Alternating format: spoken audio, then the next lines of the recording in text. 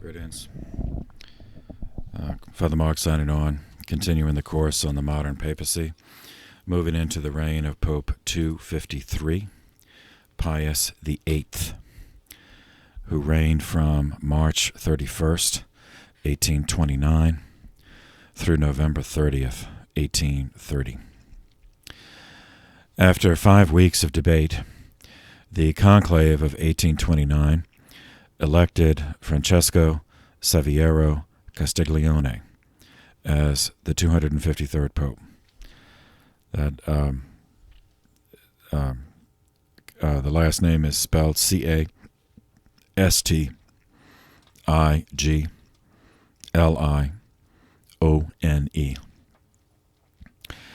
He was in poor health and was known to be so. So he was, one of these compromised candidates. So he reigned for less than 2 years under the title Pius VIII. He was born into the Italian aristocracy near Ancona, that's on the Adriatic side, the eastern side of Italy. Born on November 20th, 1761. Studied canon law at the University of Bologna, theology at Rome, before entering papal service. He was in the position of Bishop of Montalto at the time of the invasion of Italy by the French revolutionary armies. He refused to run away from his city, refused to abandon the city, and he refused to cooperate with the atheist occupation and dechristianization imposed by them. For this, he was arrested and spent 6 long years in prison from 1808 to 1814. He never forgot this, and for the rest of his life he had a visceral hatred of revolutions, and that would shape his conduct of papal policy. After the papal restoration, after Napoleon's defeat and the papal restoration of Pius VII, he was rewarded for his loyalty by being appointed Cardinal Bishop of Cesena from 1816 to 1821. At the time of his papal election, he was in the next position. He was Cardinal Bishop of Frascati from 1821 until he was elected in 29. His background assured the cardinals that he was a Zelanti, and his ill health, combined with his age of 68, presaged a brief pontificate. Nevertheless, it did contain some historic developments. In terms of governance, now we'll go into more detail for this in American history, the 4th year course. But it was during his reign in October of 1829 in the United States that the First Provincial Council of Baltimore met. Now, since we have, I hope we'll cover this more in the American history course, it was held in Baltimore because when the United States, broke away from England and made itself a separate nation, and it looked like that nation was going to endure, the Holy See created a diocese in the United States. The proto-diocese in the Republic was Baltimore, Maryland. So that's like the mother diocese. That's why it was held there.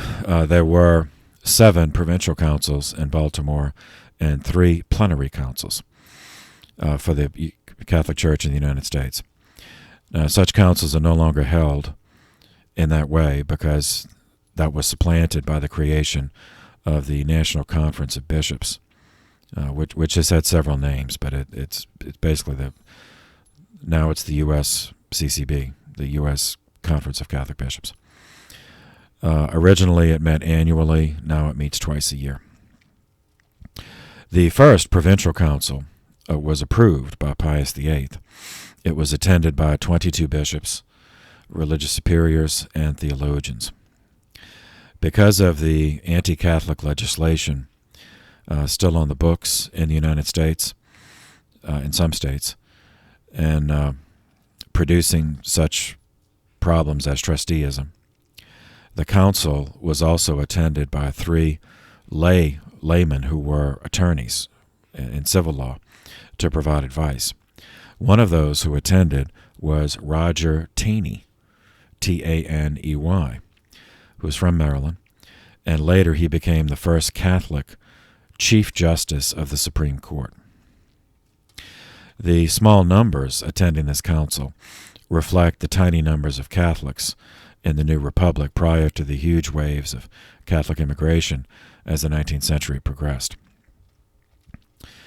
This provincial council was the brainchild of John England, Bishop of Charleston, from 1820 to 1842. Now, just to confuse things, even though his name was John England, he was actually Irish, and he was born in Ireland. Born in Ireland, then of course had to leave, and came to the United States, and was made Bishop of Charleston at a time when it included both North Carolina, South Carolina, and Georgia.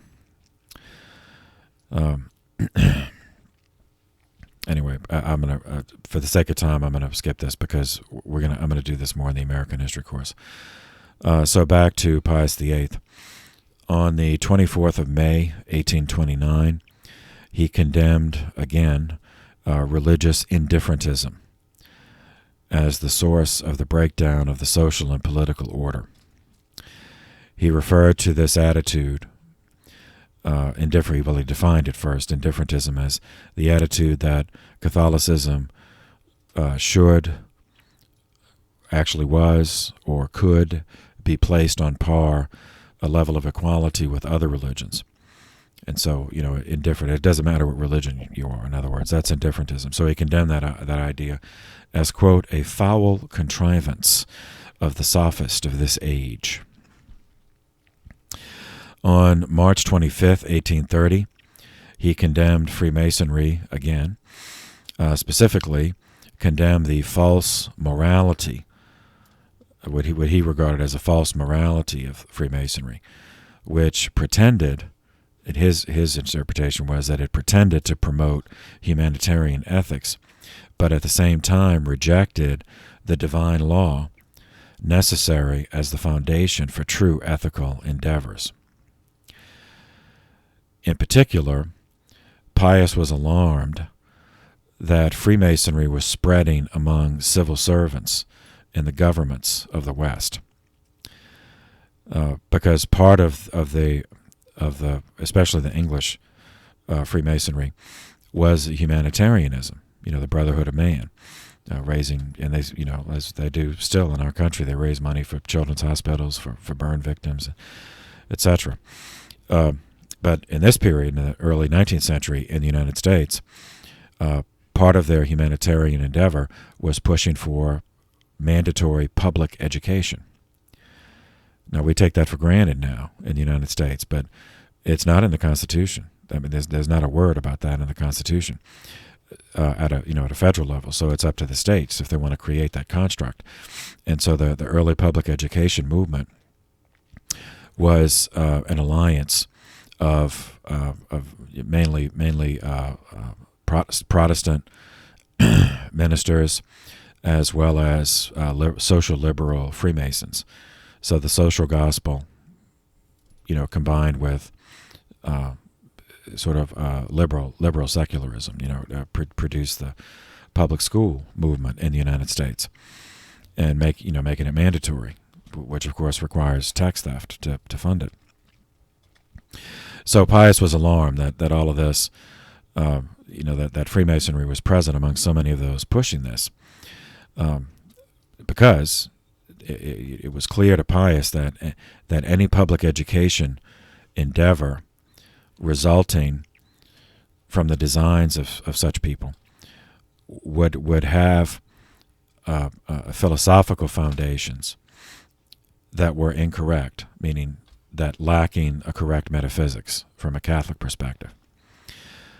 First, he believed such schools, meaning either purely secular or influenced by Freemasonry, which was a creation of 18th century rationalism, Pope Pius believed it would deprive the young, the students, of the proper philosophical background necessary for correct moral reasoning.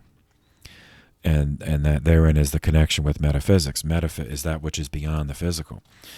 So the ideals, the abstract concepts, goodness, truth, beauty, right, wrong, justice, all those things. Those are concepts that are metaphysical.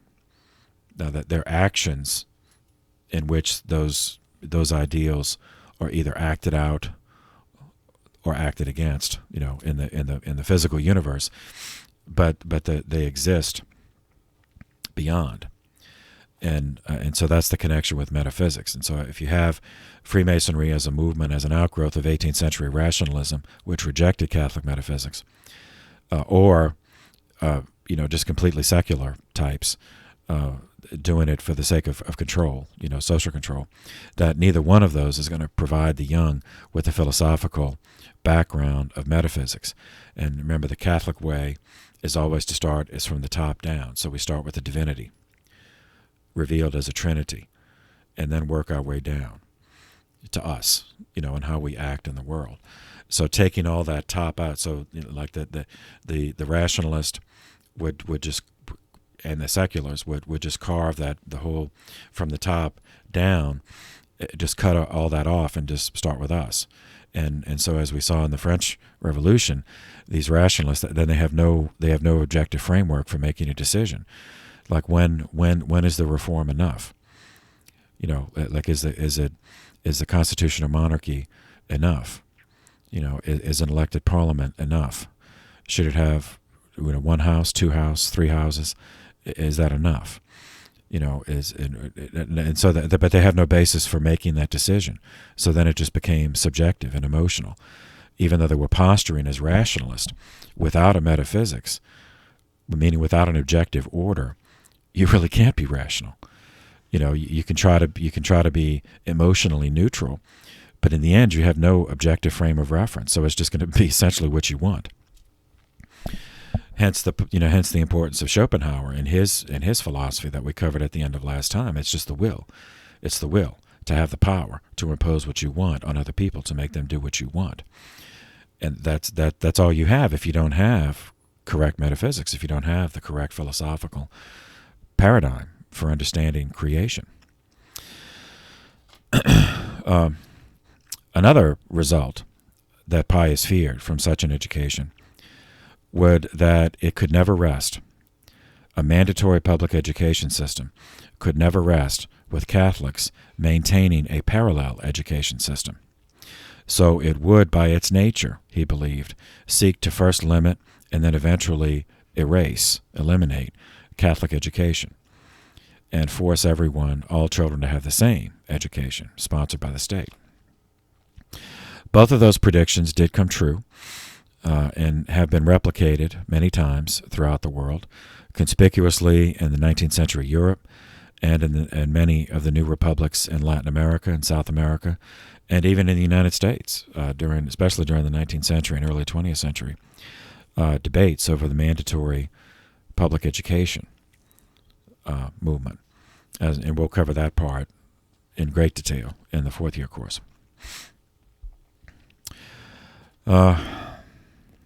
In the settlement of the, I missed one. On March 25th, 1830, he also condemned modern Bible translations. Okay. This is the quote. We must also be wary of those who publish the Bible with new interpretations, contrary to the Church's laws. They skillfully distort the meaning by their own interpretation. They print the Bibles in the vernacular and, absorbing an incredible expense, offer them free even to the uneducated. Furthermore, the Bibles are rarely without perverse little inserts to ensure that the reader imbibes their lethal poison instead of the saving water of salvation. End quote. Turning to northern Germany. In the settlement following the Congress of Vienna, Prussia was given control of previously French territory along the Rhine River. This is Alsace-Lorraine, which has changed hands back and forth between France and Germany for 12 centuries. And Alsace-Lorraine, since it had previously been under French control for so long, had a predominantly Catholic population. Prussian marriage law was such that the religion of the children must be the religion of the child's father. So Pope Pius ruled that for this reason, he ruled against mixed marriages, religiously mixed marriages between Catholic and Protestant, ruling that such unions could only be recognized by the Church if convalidated by a priest, and that such convalidation could only be given after agreement by the non-Catholic spouse that the child would be raised Catholic, if there were any children to the marriage, that the children would be raised Catholic. This placed the bishops of Alsace-Lorraine in a tough position, put them in the middle between the Holy See and the Prussian government. Bishops who supported the Pope's ruling were subject to imprisonment for what the Prussian government deemed as breaking the civil law regarding marriage contracts. So this problem would return again and again, in history. Other developments in his reign. 1830,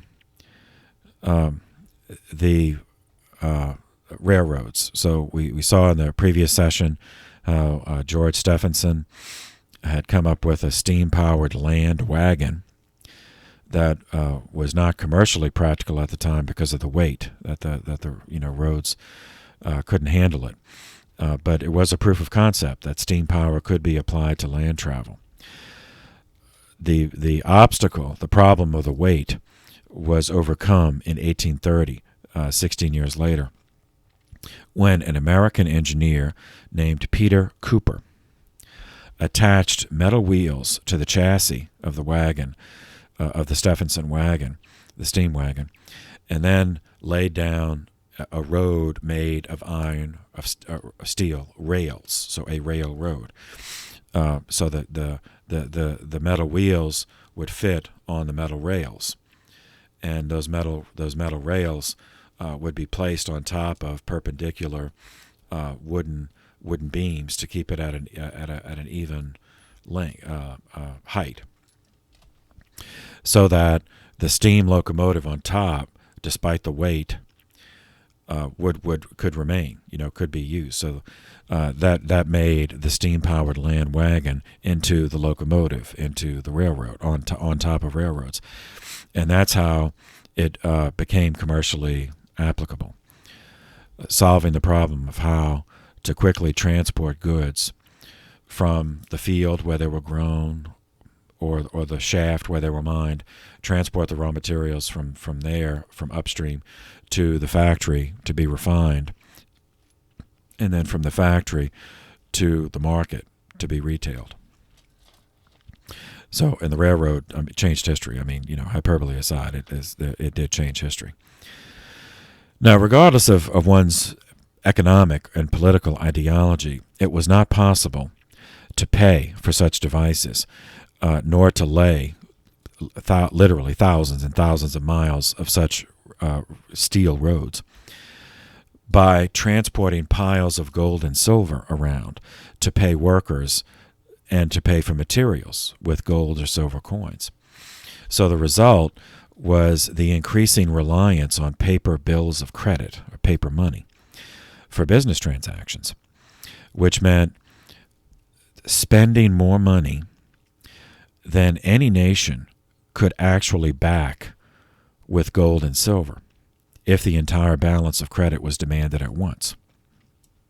The result of that, the second order effect, is even though the United States and Western Europe at the time, in the early 19th century, post-Napoleon, pretended that their economies were based on the gold standard.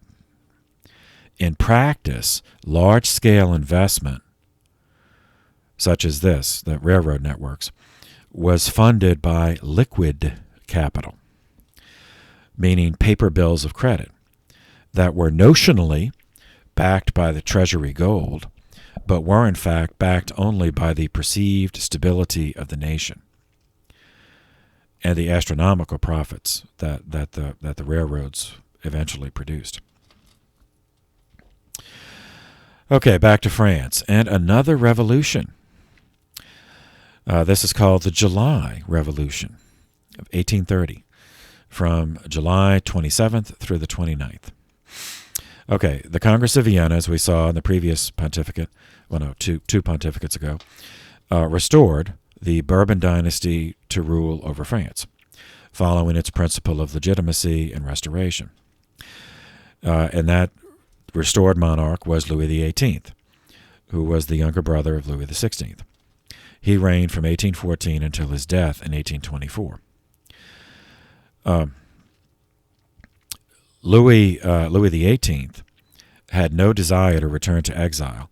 He was one of those who fled very early and had lived in exile during the whole Revolution and Napoleonic period. He had no desire to go back.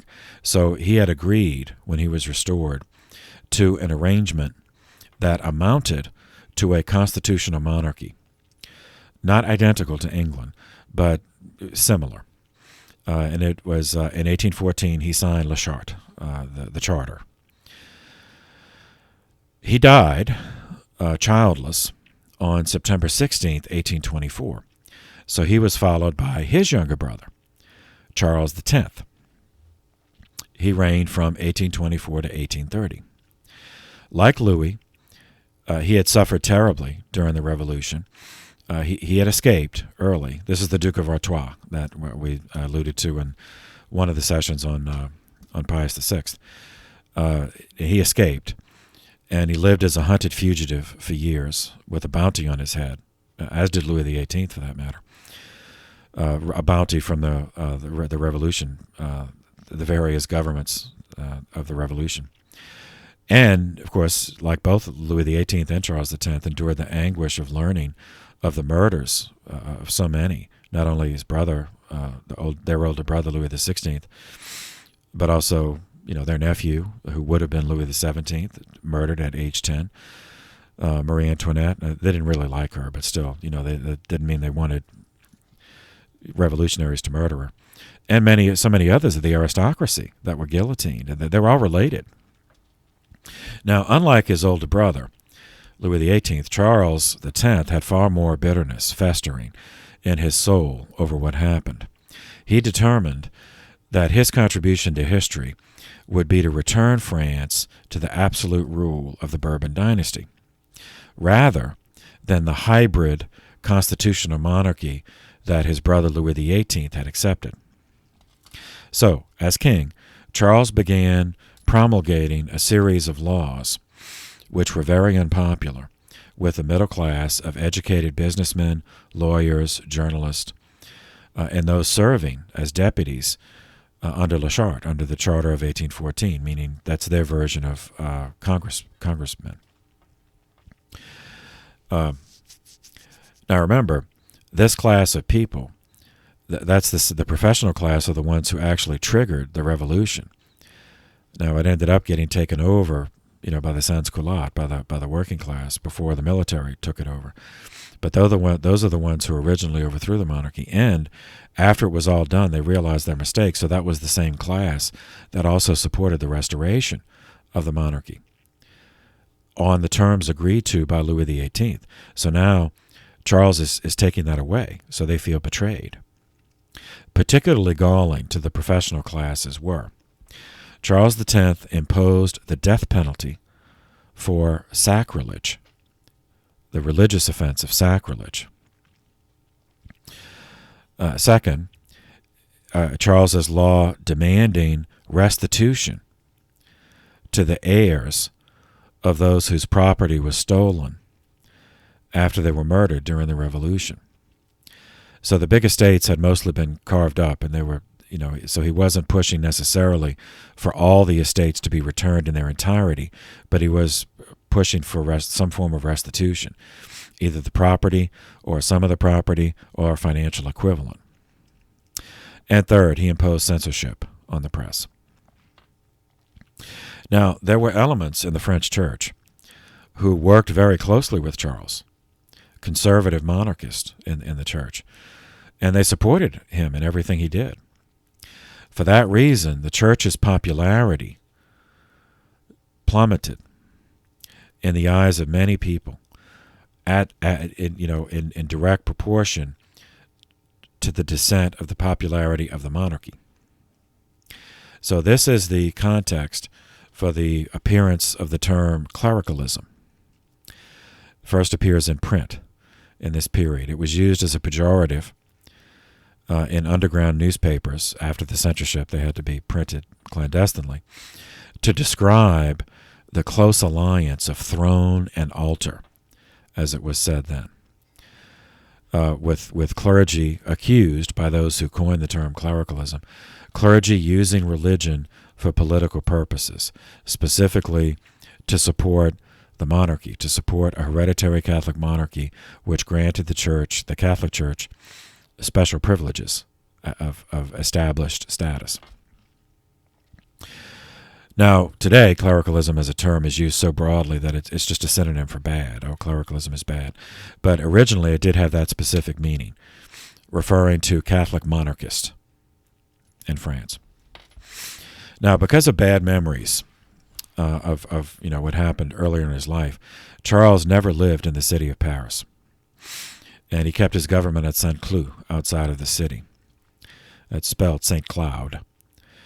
On July 27, 1830, the Three-Day Revolution began, as thousands of Parisians barricaded the main streets, armed themselves for battle.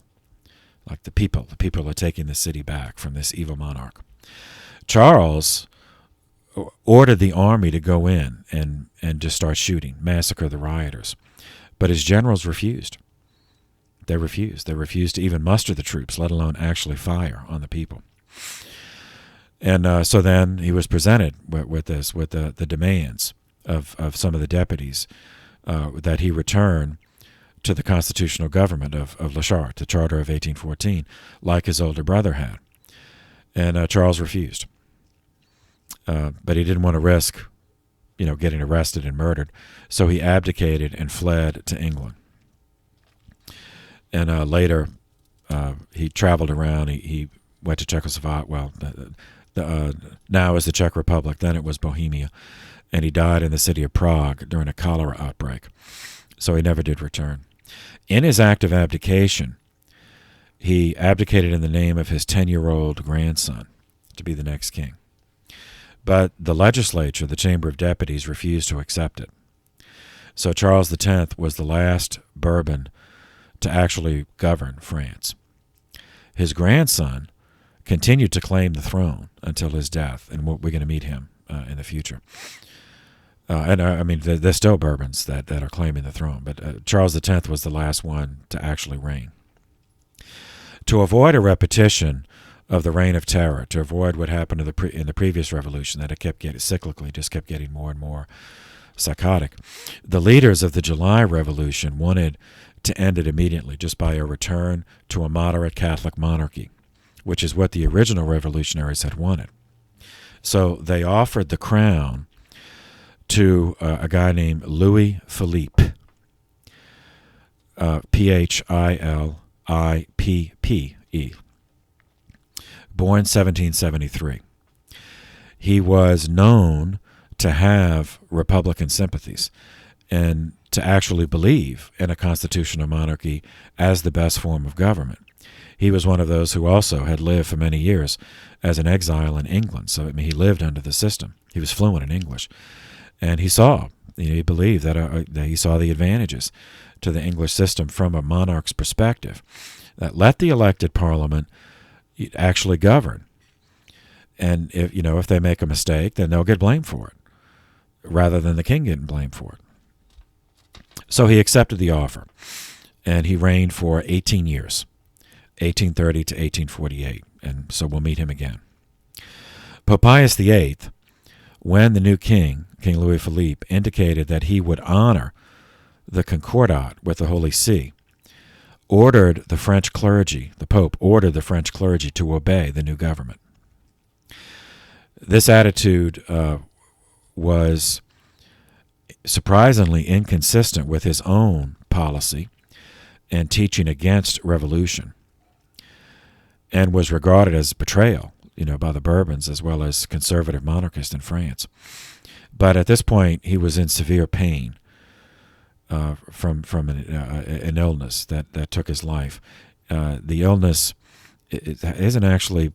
He was described as having oozing boils, so some kind of infection, and it wasn't the plague. It wasn't bubonic plague, because that was known, and that would have been said. It was just said he was afflicted with oozing boils. That sapped his energy for a fight. And so he accepted the continuation of the Concordat as sufficient protection for the sacramental life of the Church. So he accepted the July Revolution. This caused a rift within French Catholicism between legitimist monarchists who rejected Louis Philippe against Catholics who supported constitutional government. The implications of this conflict would continue to unfold throughout the century, specifically in France, but also that rift would appear in other countries. About how as the monarchies, not every single one of them, but many of them in post-Napoleon, imposed police states. So to what extent should the Church cooperate with that? Because police states eventually, humanitarian injustices are going to be done. So should the Church cooperate with that, for the higher good of maintaining public order? Because revolution is worse, Anyway, so this conflict is going to continue. Pius VIII died on November 30th, 1830, after a reign of 20 months. And as I said, he suffered in the last months of his reign from very painful sores that ran with pus. His reign was followed by the 15-year pontificate of Gregory XVI, and it is to him that we will turn in the next session. For now, thank you for your attention. This session is adjourned.